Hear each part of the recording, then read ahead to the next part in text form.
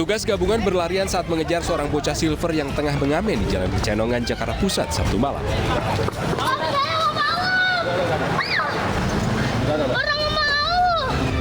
Bocah yang akhirnya tersudut hanya bisa menangis ketakutan menolak diamankan petugas. Sembari dibujuk, bocah ini tetap dibawa ke dalam mobil. Razia dilakukan petugas Satpol PP dan Sudin Sosial Jakarta Pusat menyusul banyaknya aduan masyarakat yang resah dengan keberadaan pemerlu pelayanan kesejahteraan sosial atau PPKS. Adanya manusia silver ataupun manusia badut itu atas aduan masyarakat di kebun kelapa terkait dengan permintaan. Jadi kalau mereka itu ngamen itu mintanya paksa, makanya kita lakukan penjangkauan kepada PPKS, yaitu seperti manusia silver maupun manusia badut.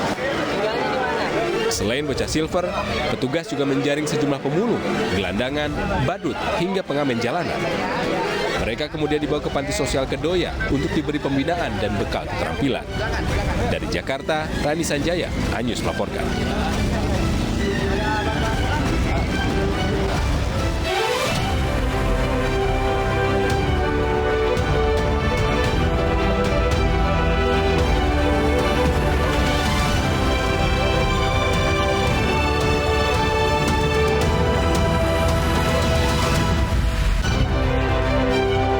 Seorang warga korban banjir di Bekasi yang menderita darah tinggi meninggal dunia akibat terlambat dievakuasi.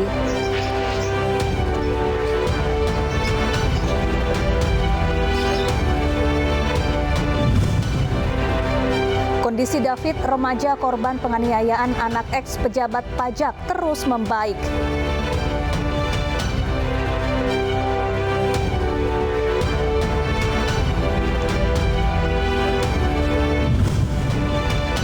Mulai malam nanti, Masjid Al-Jabar akan ditutup sementara untuk pemeliharaan hingga 12 Maret mendatang.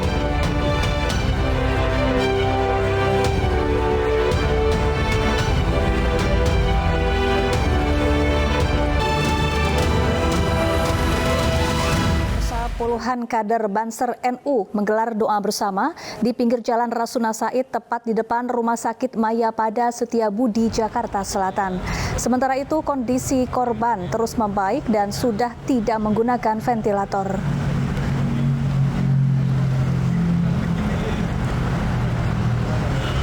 Puluhan kader Barisan Serbaguna NU atau Banser siang tadi berkumpul bersama di depan Rumah Sakit Mayapada Setiabudi, Jakarta Selatan.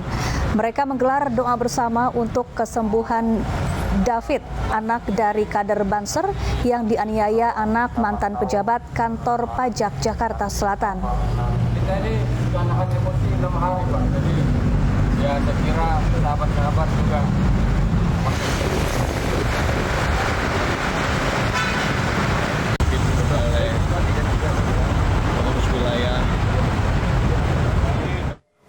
Sinta Nuriyah Wahid dan beberapa pengurus PBNU serta PW Ansor Jakarta siang tadi tiba di Rumah Sakit Mayapada Setiabudi, Jakarta. Kedatangan mereka untuk menjenguk anak pengurus DPP Ansor yang menjadi korban penganiayaan oleh anak mantan pejabat kantor pajak Jakarta Selatan.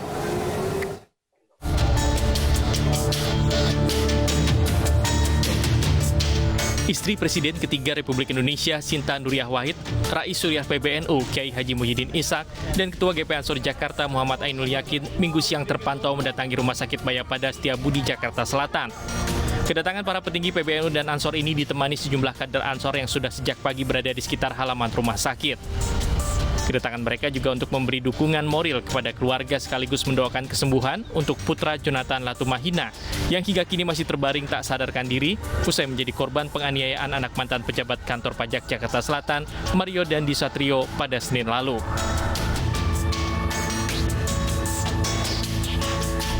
Sehari sebelumnya, Menteri Keuangan Sri Mulyani dan Menteri Agama Yakut Khalil Qaumas juga menjenguk korban di rumah sakit untuk memberi dukungan. Kedua menteri diterima langsung oleh kedua orang tua korban. Sri Mulyani juga meminta maaf kepada keluarga dan juga mendoakan kesembuhan korban. Dari Jakarta, tim liputan iNews melaporkan.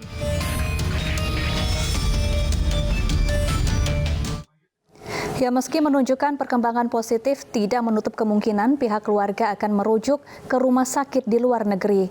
D saat ini masih dirawat intensif di salah satu rumah sakit swasta di Jakarta.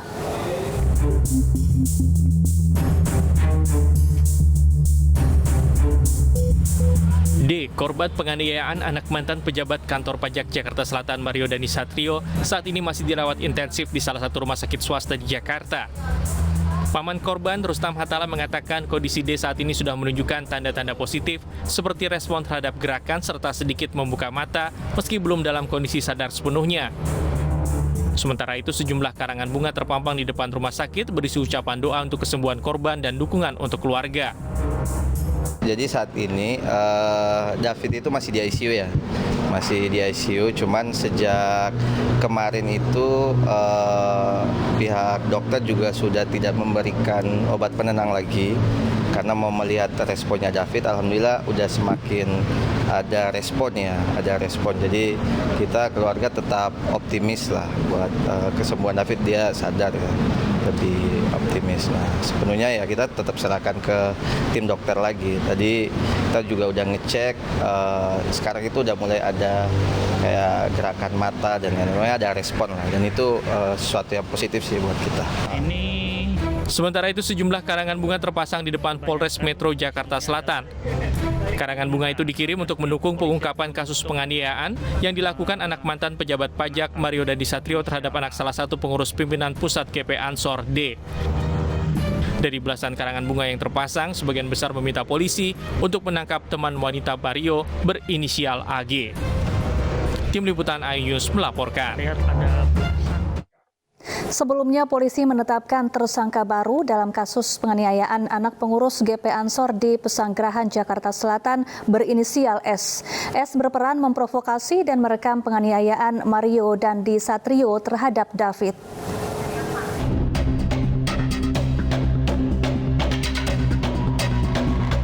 Polres Metro Jakarta Selatan menetapkan tersangka baru dalam kasus penganiayaan terhadap anak pengurus GP Ansor di Jakarta Selatan. Tersangka baru berinisial S yang merupakan teman Mario Dandi Satrio yang ditetapkan tersangka lebih dahulu. S berperan memprovokasi tersangka Mario Dandi Satrio.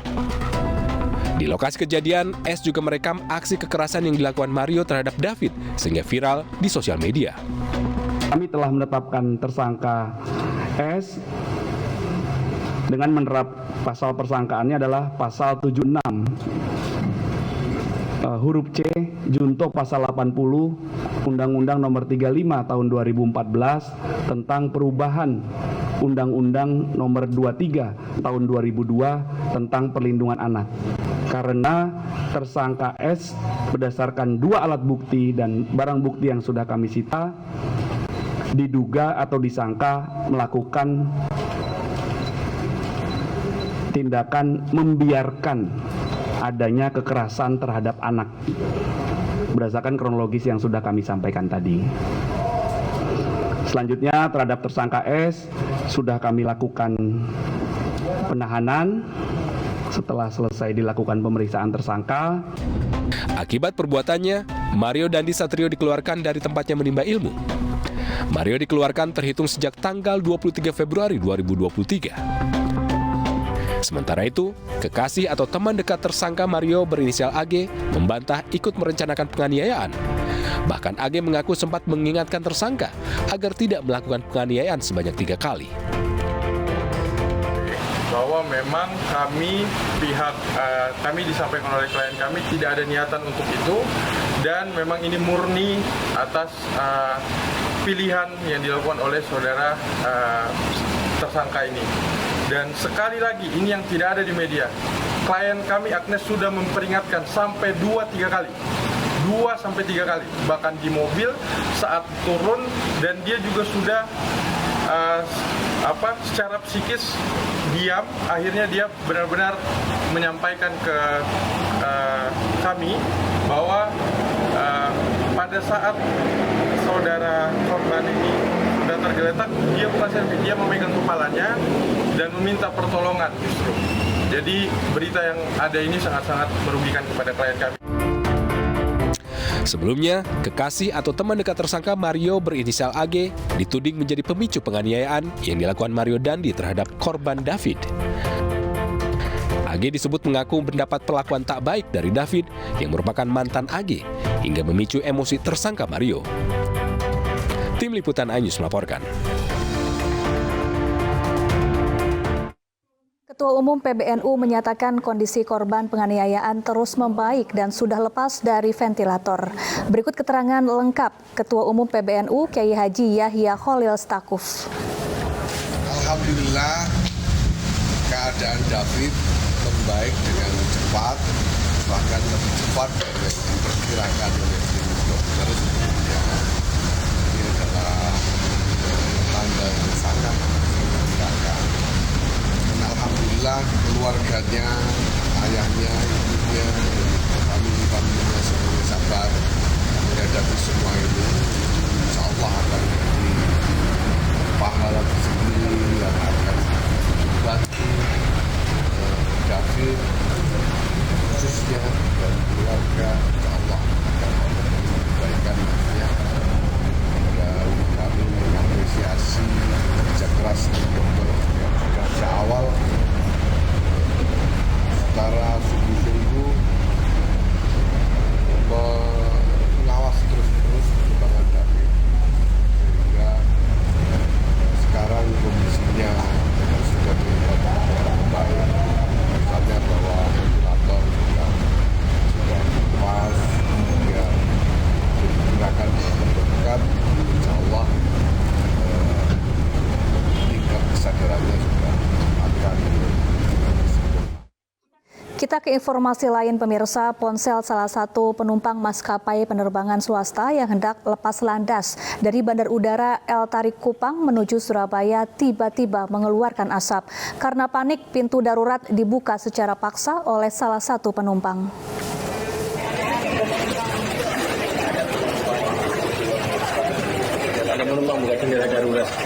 Peristiwa terjadi pada Minggu pagi saat maskapai penerbangan swasta yang membawa 163 penumpang hendak lepas landas dari Bandar Udara El Tariq Kupang, Nusa Tenggara Timur menuju Bandar Udara Internasional Juanda Sidoarjo, Jawa Timur. Salah satu penumpang yang duduk di kursi nomor 9D mengaku ponselnya mengeluarkan asap. Karena panik, ponsel dilempar ke lantai kabin. Saat kejadian, seluruh kru, awak kabin, dan penumpang sudah siap untuk lepas landas. Akhirnya penerbangan ditunda karena salah satu penumpang membuka pintu darurat pesawat. Kini pihak maskapai sedang memproses penyelidikan untuk mengetahui penyebab pasti insiden tersebut. Ada penumpang buka jendela darurat. Turun semua. Pemilik panti asuhan Fisabilillah Al-Amin Palembang ditangkap setelah video penganiayaannya viral di media sosial. Informasinya usai jeda. Tetaplah di iNews Sore.